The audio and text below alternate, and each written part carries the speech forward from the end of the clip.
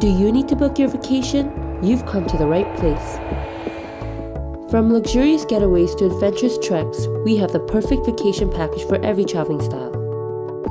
Find great vacation deals to top destinations around the world. Our online booking system will match or beat any price. Reserve your vacation with rhythmtravel2000.com. Travel with confidence when you travel with rhythm.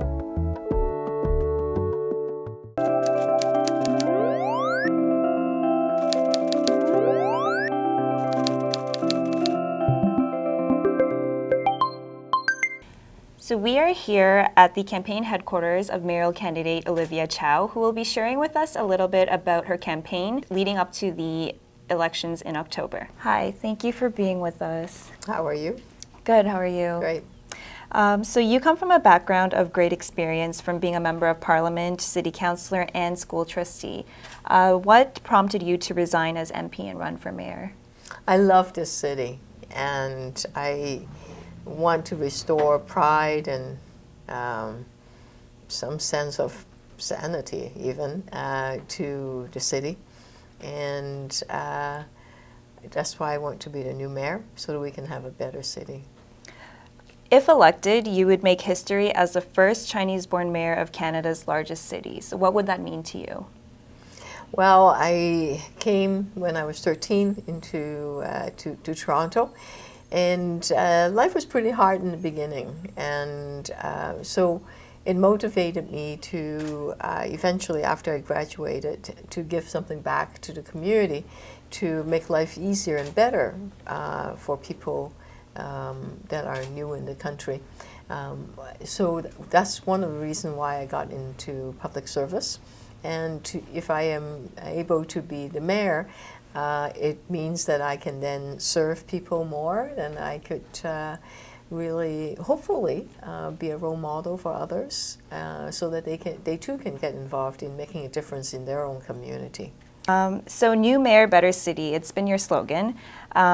What are some of the main issues that are currently holding us back from being a better city? Well, we need to move people faster now, immediately, not 20 years from now, which is why we need to have better bus services.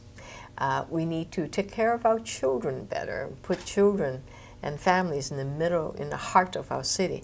That means better after-school activities, and we need to make sure there are good jobs, and that means that we need to lower the property taxes for small businesses, and also for new entrepreneurs. If they are newcomers to our city, we should be able to help them start their businesses a lot faster. So yes, Toronto has seen a severely deteriorating unemployment rate, and most recently you revealed your plan to employ 5,000 youth over 4 years. Can you tell us a little bit more about this plan? It's really exciting. Yes. It's really exciting because it's so difficult to find a job these days, a good job, right? And for young people, if they can't find a job, then they can't start their life. They can't start a family, and you need to have the first job in order to get the experience. But if you don't have the experience, you can't get the job. It's Exactly. a vicious cycle. So the plan is through the community benefits agreements, which is that in Toronto, in the city, we are spending in the coming years $18.6 billion in our capital budget. So we're going to say to the companies for large projects that, look, if you want to do business with the city, why don't you create some jobs and train some young people so that it helps revitalize their workforce, renew it, and it's better for our economy, and it creates jobs for young people. So in terms of the Toronto transit system, what is your take on some of the criticism that has been going around regarding your transit plan? So some have been saying that the Young Relief Line is not a priority for you, and that you're reopening old debates by rejecting the Scarborough subway. So what do you have to say to that? Let's immediately increase the bus capacity during rush hour by 10%. That means people can get home faster. They could ride the bus with dignity and comfort, not just squeezed like sardines. If you're seniors or you have a baby carriage, you know, if you're holding a lot of groceries, you can get on the bus. Remember, 6 out of 10 TTC riders take the bus. That's immediate now. Secondly, let us put the shovel in the ground now. Not study that subway for 4 more years, because everybody that's talking about subway, they don't tell you that they are going to study it for 4 more years. Let's put shovel in the ground, build the above ground train service, 7 stops, which is 4 stops more than the subway, and the underground one, and 4 years faster, $1 billion less. Now, that's the medium term. Longer term, yes, of course, we need to build the relief line. And the relief line, which is a subway, we will take the money that we are able to save to do 2 things. One, we need to operate, fix, and expand TTC. And one way to expand it, which can be done quite quickly, is to upgrade the signals.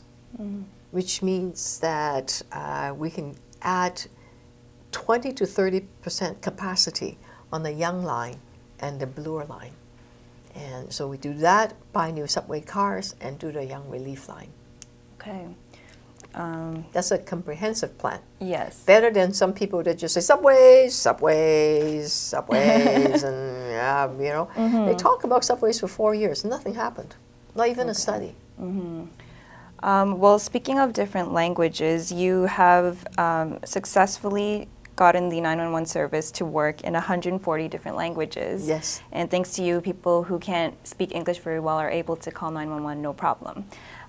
So among many other successful actions that you have taken, you are widely credited as a doer. Can you speak to the passion behind the work that you do? I always imagine if a person don't have that service, if justice is not done for a person, for a group of people, what does that mean? So it's about equality, it's about justice, it's about having making life livable, a better life. So a senior that can't speak English, if she needs help, she should be able to call 911 and speak Korean and be able to get the help she needs. She pays taxes too, right? So it's about getting things done and not just talking about it. Let's just get it done now, right? And also, that's number one, getting it done. And number two is the power of people coming together. Right.